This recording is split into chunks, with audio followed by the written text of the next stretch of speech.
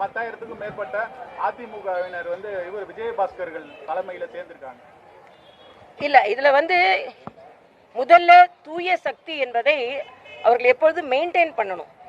வர்றவங்களெல்லாம் சேர்த்துக்கிட்டு இருக்கோம்ன்றதை விட எல்லாத்த விட எனக்கு மனதிற்கு மிக வருத்தமாக இருக்கிறது என்னன்னா, மக்கள் தேர்ந்தெடுத்திருக்கிறார்கள், ஒரு மாசம் கூட ஆகல, எவ்வளவு மக்களோட வரி பணம் வீணானது.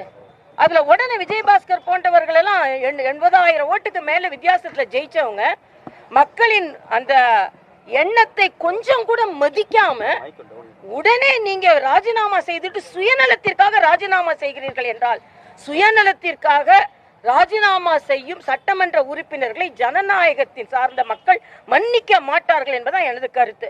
அதாவது சுயநலத்திற்காக, அப்பட்டமான சுயநலத்திற்காக இவர்கள் எல்லாத்துக்கும் உடனே ஒரு காரணம் சொல்லிடுவாங்க. அங்க ஆளுநர் ஆட்சிக்கு வர முயற்சி செஞ்சாரு, பாஜக பின்னால் வந்து இயக்கிச்சு.